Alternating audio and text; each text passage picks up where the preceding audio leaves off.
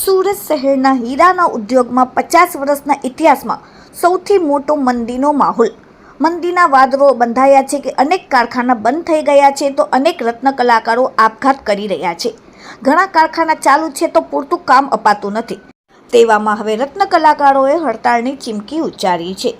મંદીના માહોલમાં રત્ન કલાકારોની હાલત કફોડી થઈ ગઈ છે। પોતાનું ગુજરાન પણ ચલાવી શકે તેવી સ્થિતિમાં નથી। ફરી એકવાર ડાયમંડ વર્કર યુનિયન પોતાની લેખિત રજૂઆત લઈને આજે સુરત કલેક્ટર પાસે પહોંચ્યું। જો આગામી દિવસોમાં તેમની માંગ નહીં સંતોષાય તો રત્ન કલાકારો હડતાલ પર ઉતરશે એવી ચેતવણી પર આપી। હીરા ઉદ્યોગોમાં જે ઉદ્યોગો ચાલી રહ્યા છે તે ફેક્ટરી સંચાલકો દ્વારા રત્ન કલાકારોને જે પગાર આપવામાં આવતો હતો તેમાં કાપ મૂકી દેવામાં આવ્યો છે। આ કારણોસર રત્ન કલાકારોની આર્થિક સ્થિતિ દયનીય બની ગઈ છે। ડાયમંડ વર્કર યુનિયન દ્વારા આજે જિલ્લા કલેક્ટરને આવેદન આપી રત્ન કલાકારોને સરકાર દ્વારા આર્થિક સહાય આપવામાં આવે તે પ્રકારની માંગણી કરવામાં આવી છે। જિલ્લા કલેક્ટરને રત્ન કલાકારોની આર્થિક સ્થિતિ અંગે જાણ કરવામાં આવી અને ત્યારબાદ આગામી દિવસોમાં હડતાલ પાડવા સુધીની વાત પણ કરવામાં આવી છે। ડાયમંડ વર્કર યુનિયને આક્ષેપ પણ કર્યો કે કેન્દ્ર સરકાર કે ગુજરાત સરકાર હીરા ઉદ્યોગમાં રત્ન કલાકારોને મદદ કેમ નથી કરતી।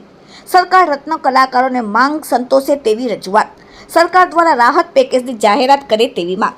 Bureau report, daily India TV, Surat. હીરા યુનિયન મારું નામ પરમાર જગદીશભાઈ છે। હું રહું છું પુણા ગામમાં। અમે અત્યારે હીરા ઉદ્યોગ માટે અમારી લડત લડવા આવ્યા છીએ। અમે અત્યારે ડાયમંડ વર્કર યુનિયન અત્યારે આપઘાત કરે છે। 2 દિવસની અંદર 4 કિસ્સા બની ગયા છે અને અત્યારે સરકાર અમારે કોઈ ધ્યાન દેતું નથી। અત્યારે ભાવેશભાઈ તરફથી અમે બધી નિવેદન આપીએ છીએ અને ભાવેશભાઈની સાથે અમે સાથ સહકાર અમે આપવા તૈયાર છે। અત્યારે અમે કમસે કમ 200 જણા જેટલા ભેગા થયા છે અને 30 તારીખે અમે ડાયમંડ વર્કર કંપનીનું બંધ કરવાનું એલાન છે અમારું।